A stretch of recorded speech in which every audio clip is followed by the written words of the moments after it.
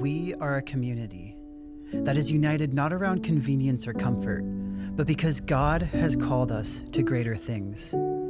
It's not about where we meet, it's about the people who gather. We are the church. We exist for the world. Because Jesus has proven time and time again that he can change everything for anyone. And with that anchored to our hearts, we risk everything to rescue those who are lost. This isn't just an hour on Sunday. It's 24 hours a day, 7 days a week, across the Puget Sound and around the world.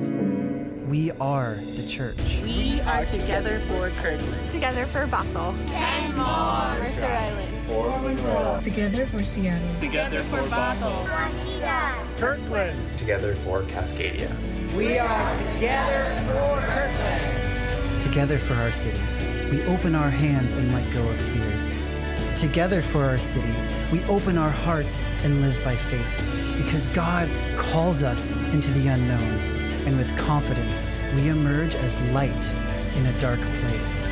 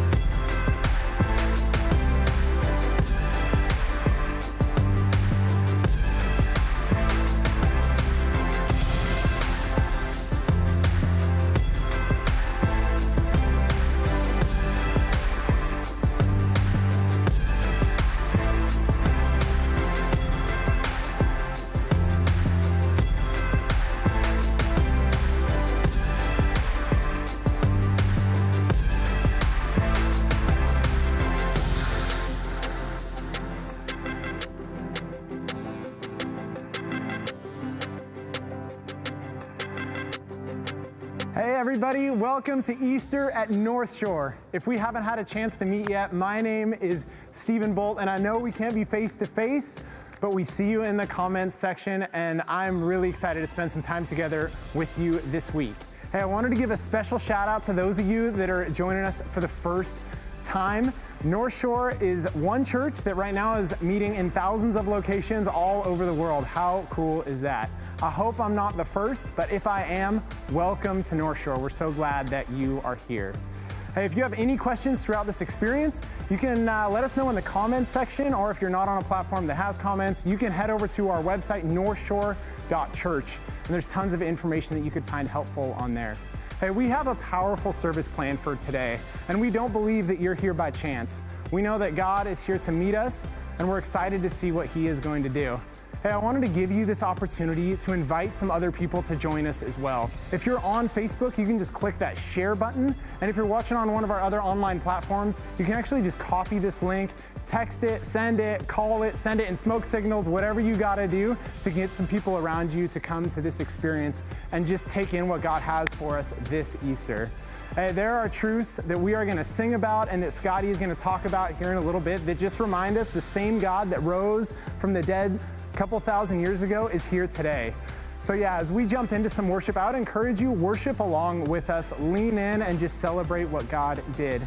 Thank you guys again so much for joining us, and once again, welcome to Easter at Northshore.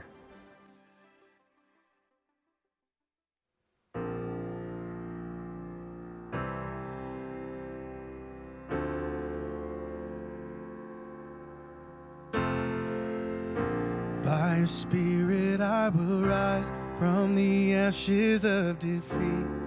The resurrected King is resurrecting me. In your name I come alive to declare your victory. The resurrected King is resurrecting me. By your Spirit I will rise from the ashes of defeat. The resurrected King is resurrecting me. In your name I come alive to declare your victory. The resurrected King is resurrecting me. Your power and your presence bring strongholds. King of heaven, when you speak, mountains move. I believe there will be breakthrough. Your power, your presence brings strongholds. King of heaven, when you speak, mountains move. I believe there will be breakthrough. Oh, praise the one who made my dead, raised this life up from the dead. Oh, praise the one who made my dead, raised this life up from the dead. Oh, praise the one who made my dead, raised this life up from the dead. Oh, praise the one who made my dead, raised this life up from the dead.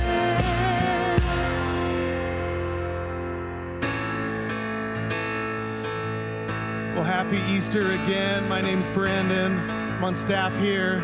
And no matter where you're watching from, I hope you're able to connect today and sing and celebrate what Jesus has done for us. He conquered sin and death. So no matter what we're facing right now, we can have hope in him, that he is powerful, that he loves us, and we can again celebrate together even though we're spread out into a bunch of different locations. So why don't you sing with us as we keep focusing our hearts on God in this moment.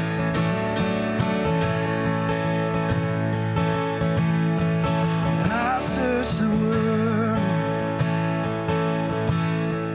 but it couldn't fill me. Man's empty praise, treasures of fame I never knew.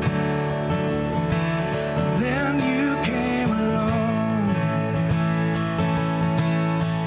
put me back together. And every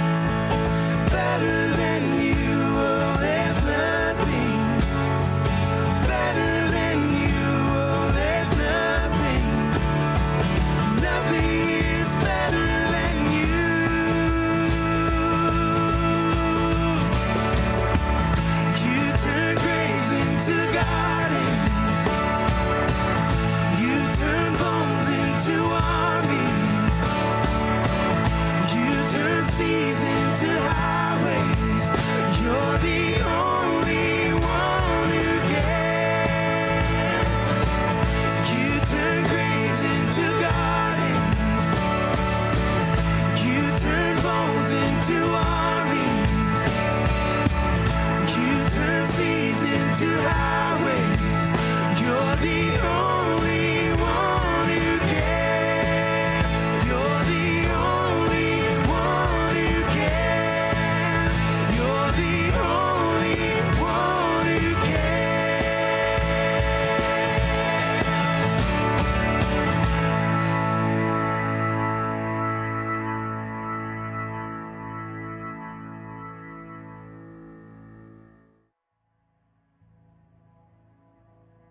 Well, I am so honored to be here with someone who's become a friend over this last month, Ellie, who is the director there at Life Care. So thank you for making time, Ellie, in the middle of all this craziness. I know it's been a little bit over a month since the outbreak, but if you don't mind, just tell us a little bit about what it's been like.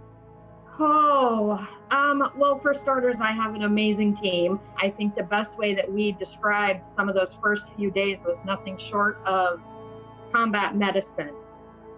It was traumatizing. Patients leaving, ambulances pulling up in the parking lot, rolling patients out on their beds. We filled Evergreen Hospital. That's how many patients we sent out. And the staff were amazing. They kept coming every single day. They'd come back and what do we have today? And bring it, we're ready. Because that's what we do. That's what we do, is take care of people.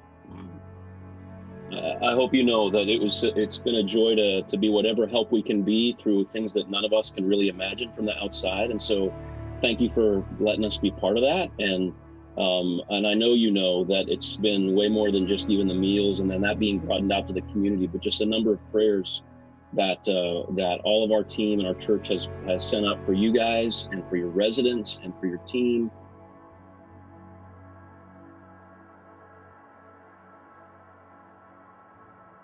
It's been huge.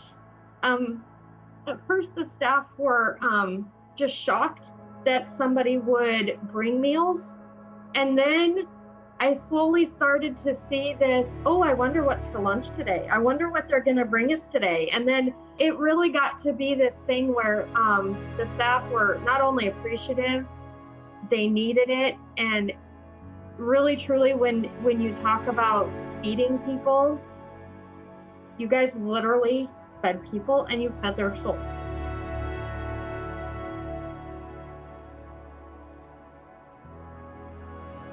Thank you for the hard work that you and your team are doing. And I know it hasn't been easy, but we're grateful for just the way you've served really people that are often overlooked in our society. Well, thank you so much.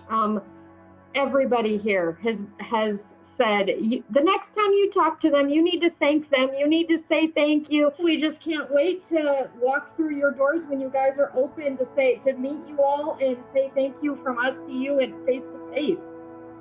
It'll be nice to see you without a mask. Yes, it'll be nice not to wear one. I'm sure. Well, thank you so much for giving us some of your time, and we'll just continue to pray for you guys and let us know if there's anything else we can do. Absolutely. All right, thanks, Ellie.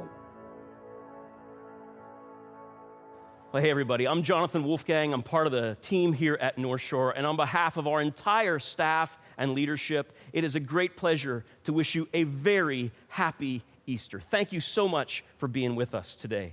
And on behalf of Ellie and my friends there at Life Care, let me say a special thank you for the extraordinary way that instead of running away from people in crisis, so many of you have stepped up to support and work alongside those who've been hurting. They're at Life Care and throughout our community. You know, the Life Care campus is just over a mile from our Kirkland church campus. I've been there several times, and I have spoken with people there about the incredible impact your generosity has made. So thank you for not just talking about being a generous people, but showing it in such an amazing way. You know, those of you who are local, you may have seen throughout our community, there are signs that have popped up in people's yards, even on billboards, talking about how we're a church together for our community, whether it's Kirkland or Bothell or Woodinville or Kenmore or Seattle, wherever it may be. A church who does more than just talk, but actually acts. Why? Because we believe that Jesus can change everything for anyone. And so we're a church together for our neighbors, for those in need, and for the next generation. That's not just words to us, it's who we are. And friends, I've been so proud to be part of the amazing way that Northshore has been living this out in our area. And we're just getting started. We continue to look for ways that we can engage.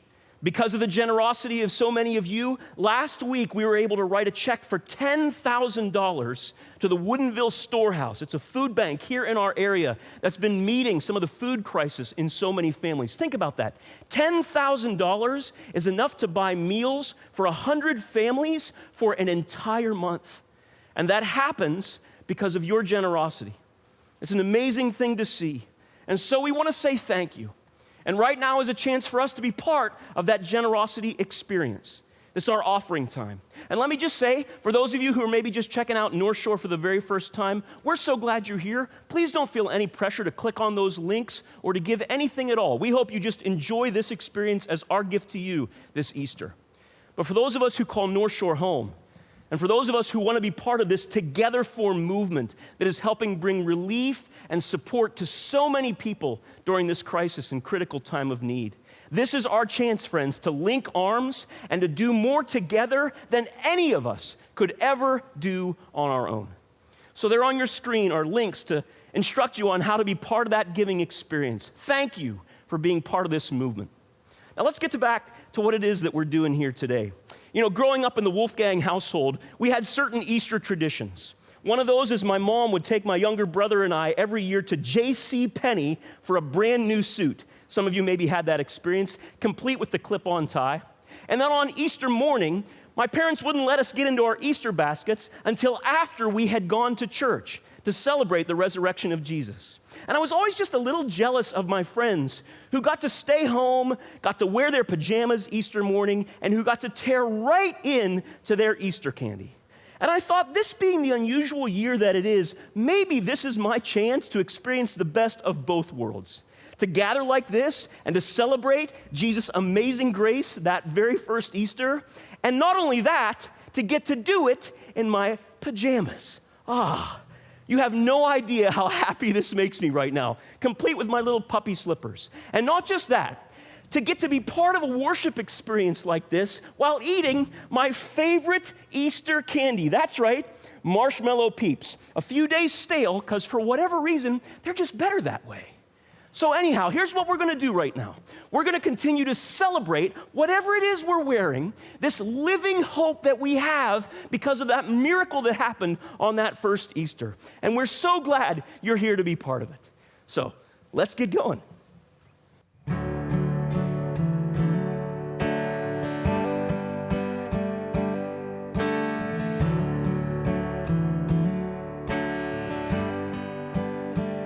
How great the chasm that lay between us, how high the mountain I could not climb. In desperation, I turned to heaven and spoke your name into the night.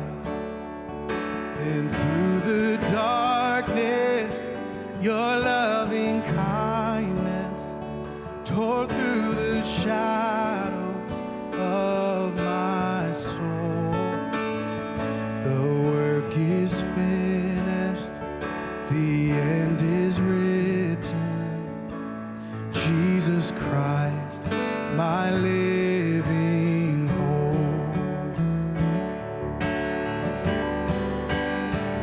Who could imagine so great a mercy? What heart could fathom such boundless grace? The God of ages stepped down from glory to wear my sin and bear my shame. The cross has spoken, I am forgiven. The King of Kings calls me his own. Beautiful Savior, I'm yours forever. Jesus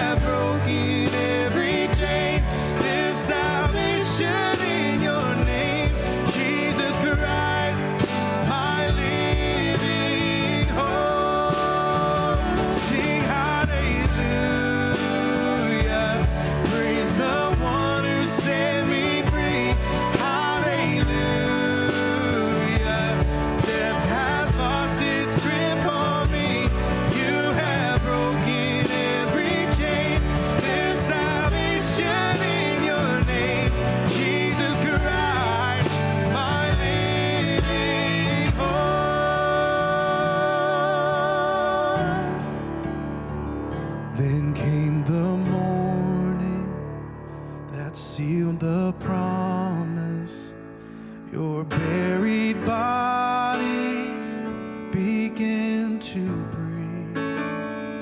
Out of the silence, the roaring lion declared the grave has no claim on me. Come on, sing it. Then came the morning that sealed the promise. Your buried body began to breathe. Out of the silence, the roaring lion declared the grave has no claim on me. Jesus, yours is the victory. Oh, hallelujah. Praise the one who set me free. Hallelujah. Death has lost its grip on me. You have broken every chain. There's salvation in your name, Jesus Christ, my living hope. Sing hallelujah. Praise the one who set me free. Hallelujah. Death has lost its grip on me. You have broken every chain. There's salvation in your name, Jesus Christ, my living hope. Jesus Christ, my living hope. Oh God, you are my living hope.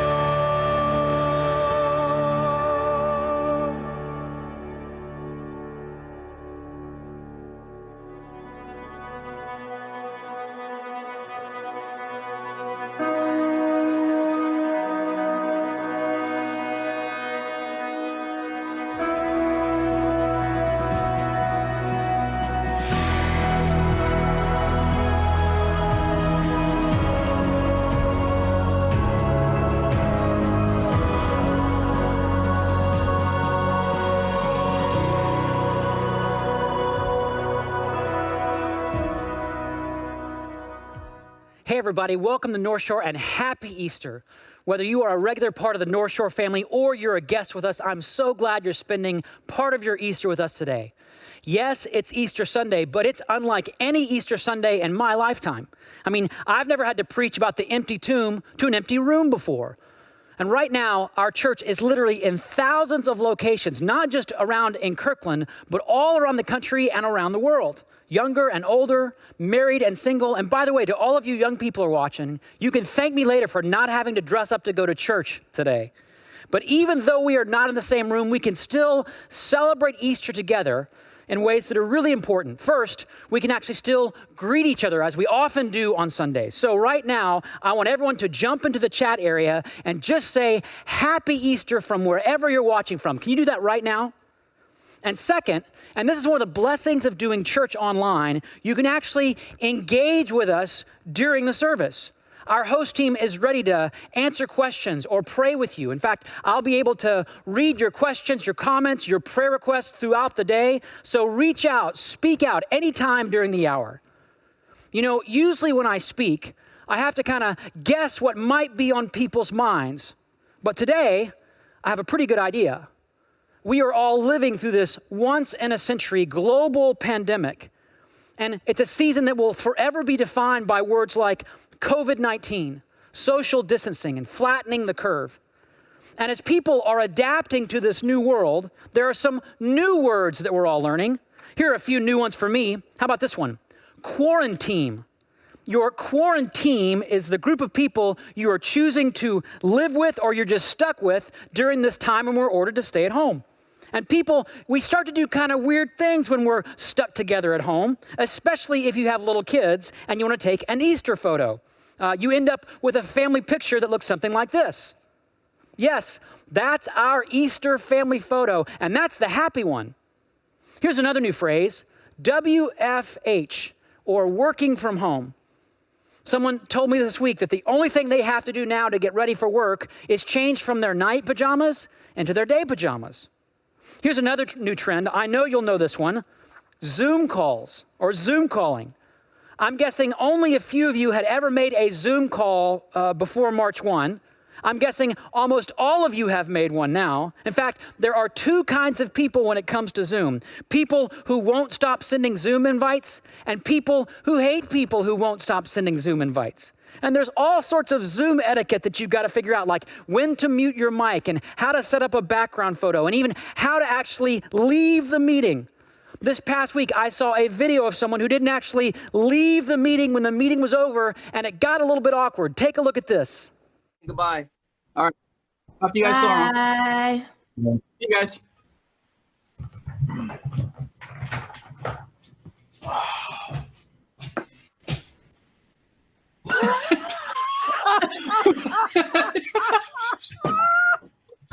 Tony! Can you hear us? Tony! Oh no. Don't. Jen, call him.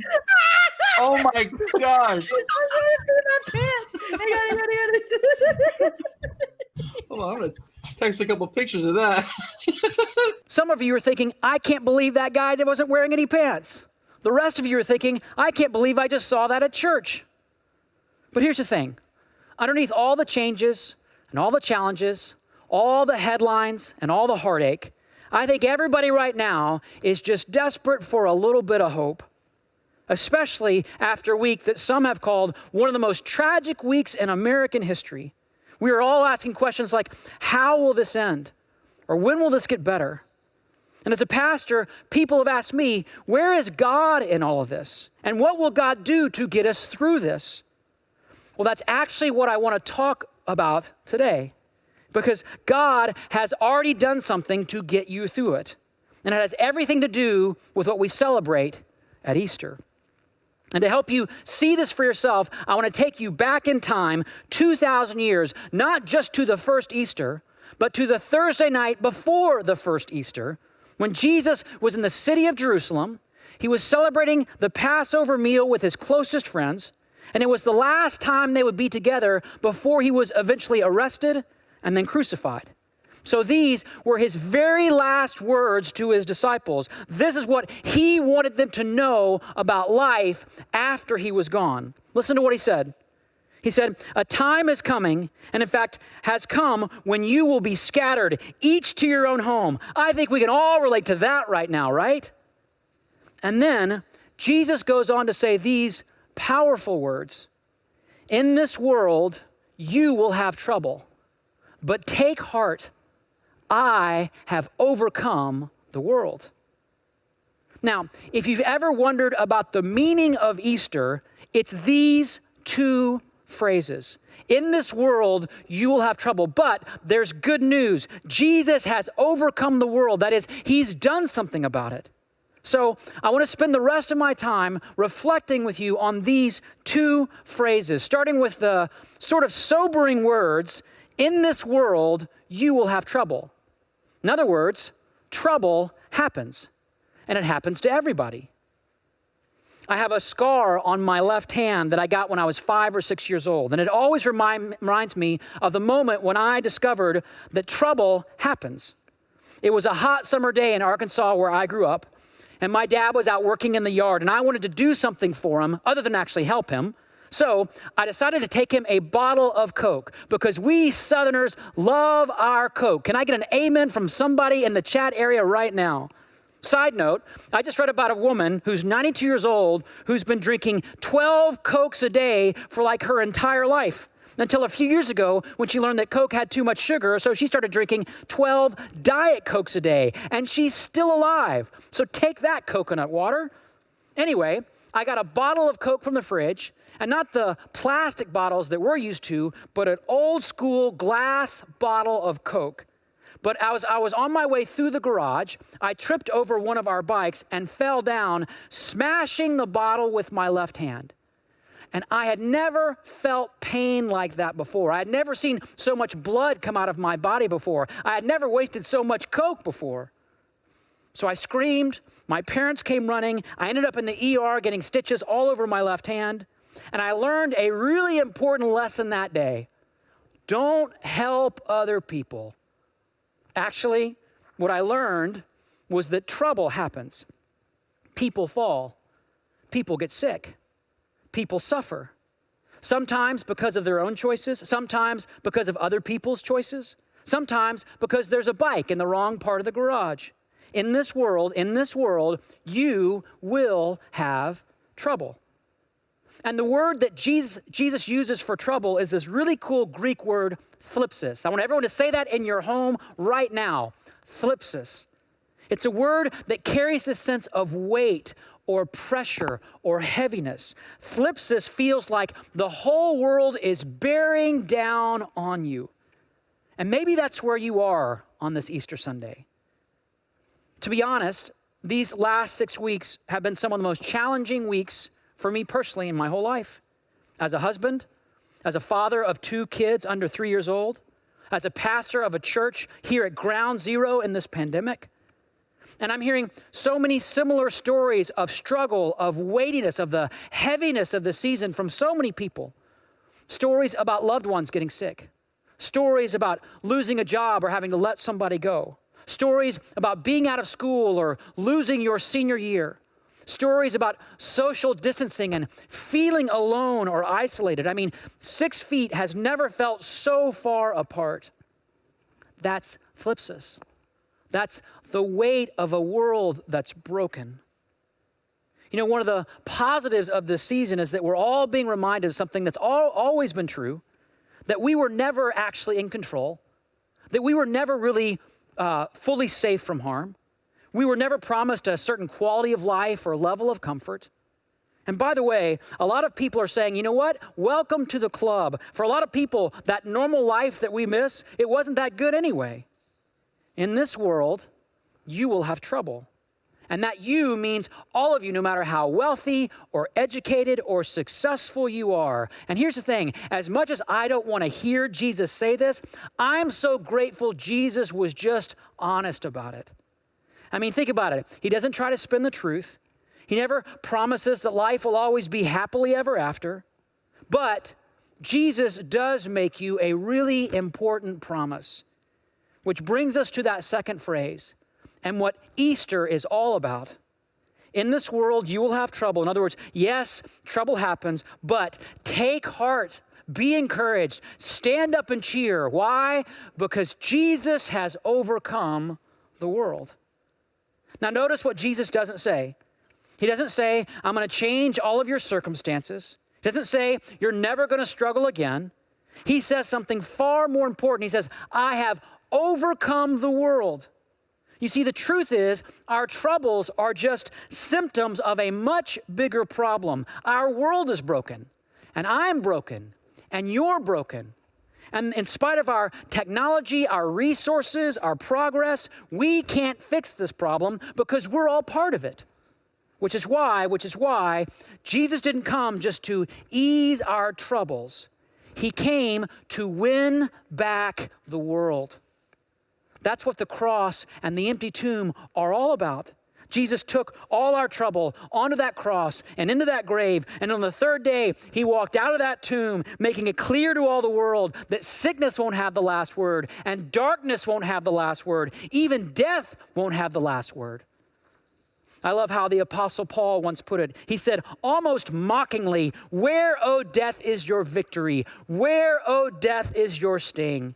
In other words, death may still be part of this world, but it has no power over those who know Jesus, because Jesus has overcome the world and every trouble in it. You know, Christian theologians sometimes describe this as living in the already but not yet. Living in the already but not yet. That is, Jesus has already defeated sin and death, but we are not yet fully free of its pain and frustration. Jesus already knows how the story ends, but our part of the story is not yet done. Let me try to illustrate it this way. when a man asks a woman to marry him, his job is to come up with a heartwarming, tear-jerking, cost-defying plan that would make it literally impossible for her to say no. When I proposed to Nina, I was not one of those men. I came up with this elaborate plan that was pretty much one bad decision after another. Instead of proposing on Valentine's Day when she was expecting at least something from me, I waited till the day after. Instead of coming up with a romantic and inspiring dinner destination, I took her to play mini golf, even though she told me she didn't want to play mini golf, because no woman wants to play mini golf. And not only did I plan this out poorly, I was so nervous about proposing, I was acting all strange, and she started thinking something bad was going to happen, like I was going to break up with her. At one point, she actually broke down crying and said, "This night is ruined." All the while I'm thinking, but I've got the ring, I've got the ring, I've got the ring. So with no other option, I drove back to her apartment. I asked if I could walk her to her door, thinking if I can just get her out of the car, I can get down on one knee and it will all be clear. But she didn't want to get out of the car. So, she was feeling too upset about the whole night. So with nothing else I could say to explain myself, I simply flipped on the dome light. I pulled out the ring, and there by the dumpster in the parking lot by that old apartment building, I asked her to marry me right over the parking brake. It was the least Instagrammable proposal in the history of proposals. But here's the thing. For Nina, suddenly everything clicked. She could finally see why I had been acting so weird and why I'd made all these strange plans. And so, with great enthusiasm, she said yes. And then I was never again allowed to plan any dates on my own. That night, Nina was living in the chaos of the already but not yet. To her, it looked like the night was ruined. To her, it was one moment of trouble after another. But I already had the ring. And I knew how the story was going to end. And the story was going to end well. Friends, the promise of Easter is this. Jesus already has the ring. He's already done everything that needs to be done concerning all the sin, all the suffering, all the sadness, all the struggle. And even though life is hard, even though we may face trouble after trouble after trouble, even if your life feels like the least Instagrammable life there is, Jesus knows how the story ends, and the story ends well. But you have to trust him enough to say yes. I want to share a story with you now from someone in our church who said yes to Jesus for the very first time this past year. Her name is Jessica, and she found Northshore through an experience here called Alpha. Alpha is just a safe place to talk about the meaning of life. No pressure, no pretending, no pushing beliefs at you, just real people with real questions. And Jessica agreed to share some of her story with all of you. So take a look at this. So my name is Jessica Riddell, and I started coming to Northshore through Alpha last year. I think it was March. Before Jesus, it was constant struggle bus, financial hardships, very lonely. I'm a single mom of a 4-year-old. I struggle with a lot of severe anxiety and major depression, and just seeking happiness and longing for something else. My experience at Alpha was great. Alpha isn't based around preaching to you or answering the questions for you. It's for you to find the answers within yourself. My table host was so nice and so inviting, and everyone around me just had great conversation about the things that we feel we should believe, and just all the questions that we had and the doubts that we had. And I think that the structure around Alpha, it really does help you do that. It's not like Jesus came into my life and I'm perfect and I'm healed of everything and all of my hardships. No, I think that I have something to live for now. Like my anxiety isn't gone, but it's a lot easier to sit and have some quiet time and pray, and it's just like this sense of relief, and it's like, okay, I can deal with whatever I'm going through right now.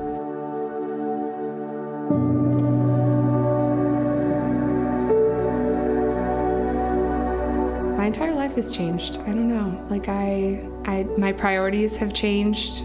My music's changed. I'm trying to read more again, and I'm just putting Jesus at my center every day when I wake up, when I go to bed.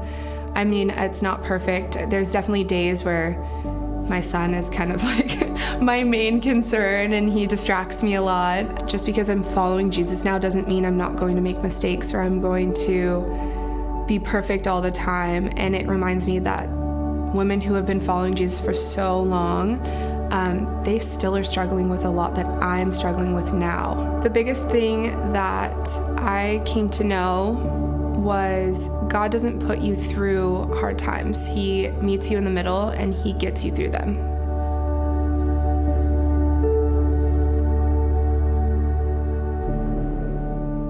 So question, did Jessica have struggles before Jesus?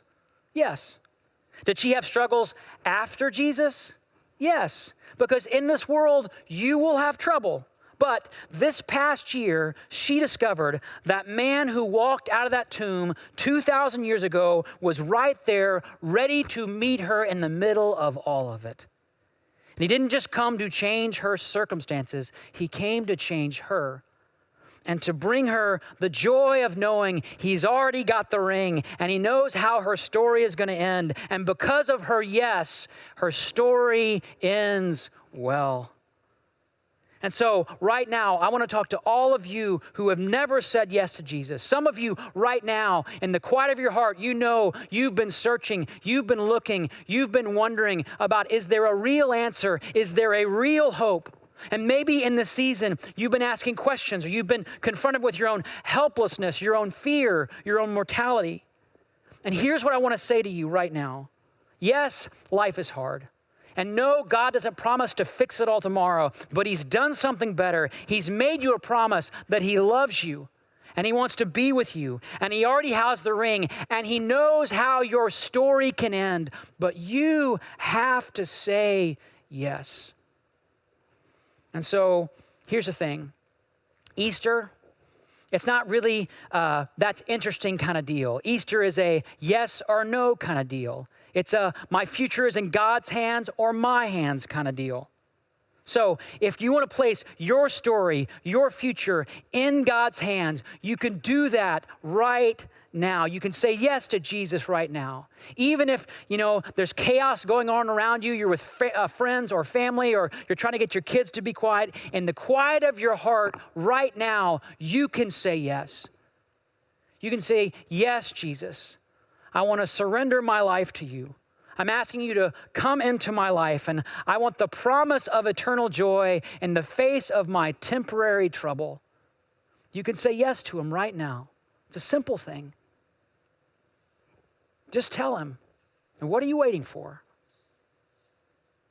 For those of you who are making that first time commitment to Jesus, I want to ask you right now, if you would, to get out your phone and text my faith to 97000. Just so we know, this is a big moment. And we want to send you a gift, a little book that can help walk with you and help you understand the decision you made and the next steps that you can take. And here's the deal. Don't text us just because you want to have a free book. I mean, there's not a good way to commemorate Easter by ripping off a church, okay? And if you're not ready to say yes to Jesus, if you still have questions, if you're not sure that God is real, that he even cares, I want to invite you to that experience called Alpha that was so helpful for Jessica. In fact, we're kicking off an online Alpha experience this Thursday night.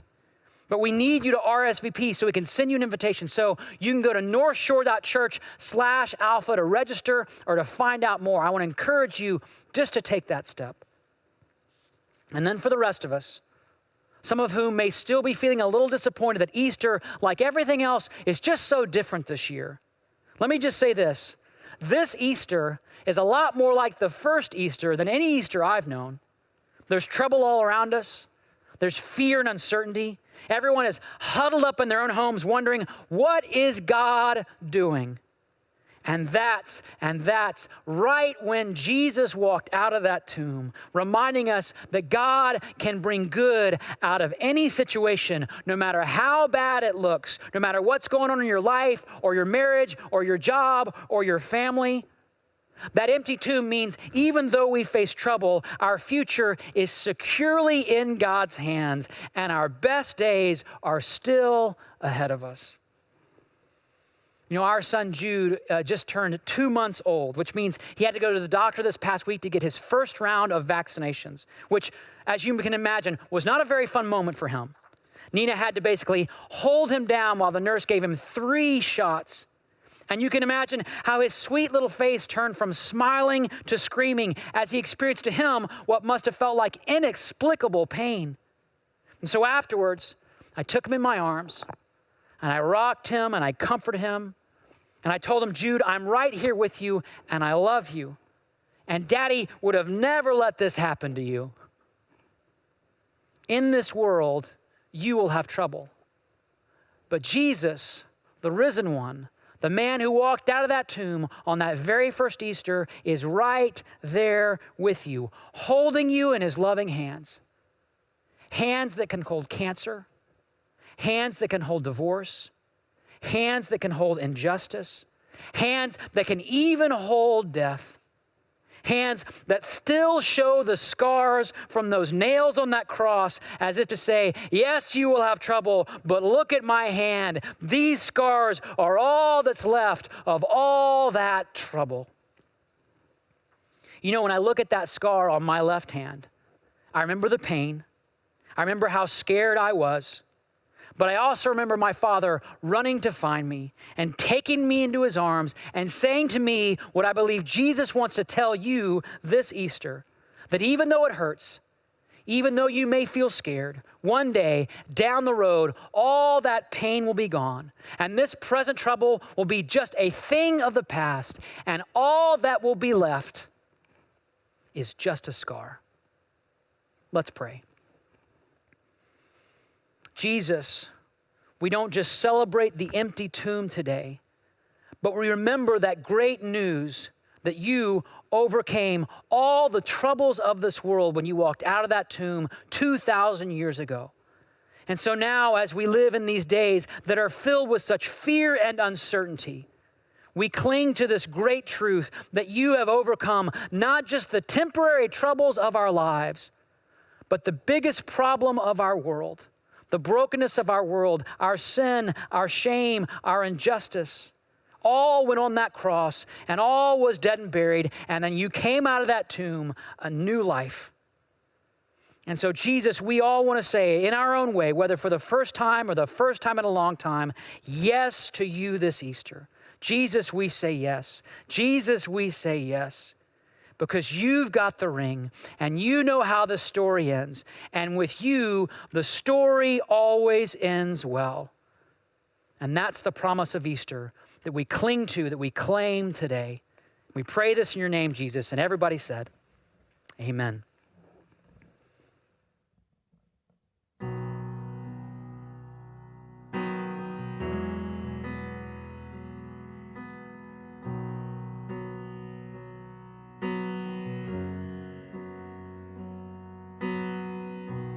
Lord bless you and keep you. Make his face shine upon you. Be gracious to you. Lord turn his face toward you and give you peace.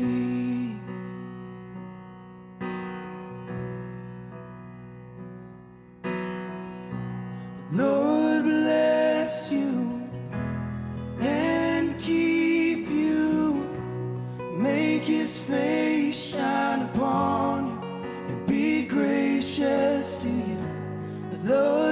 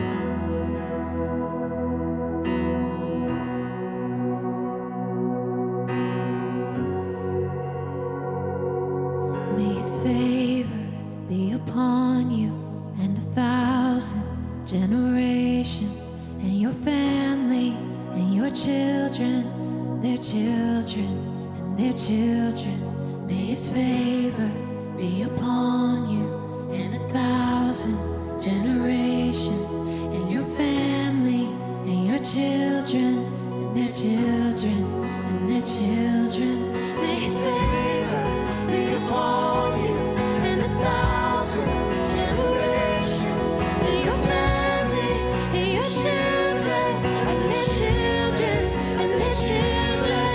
May his favor be upon you and 1,000 generations, and your family and your children, and their children, and their children. May his presence go before you and behind you and beside you, all around you and within you. He is with you, he is with you in the morning, in the evening, in your coming and your going, in your weeping and rejoicing. He is for you, he is for you, he is for you, he is for you, he is for you, he is for you, he is for you, he is for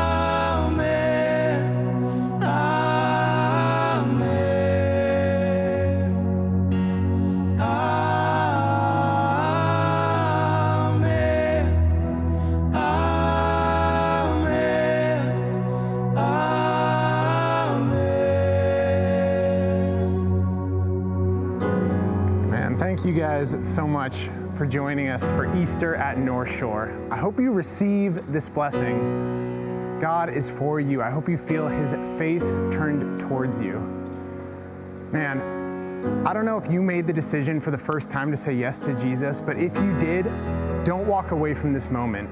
Please text My Faith to 97000. I would love to send you a book that will just help you understand more of what this decision looks like, and there are people who would love to walk through that decision with you. Maybe you got to the end of this experience and you're still on the fence and you still have questions and you don't really know, but you want to check things out. This is a place for you to ask those difficult questions. This is not just a flash in the pan, a one-time thing. This is every day, and we would love to just help you understand more of what a relationship with Christ looks like. Don't walk away from this if you're feeling the need to ask those questions. Man, we love you guys so much, and we're so thankful that you chose to spend Easter here at Northshore with this whole team and with us this week. We just could not be more grateful. Thank you guys again. We'll see you guys next week.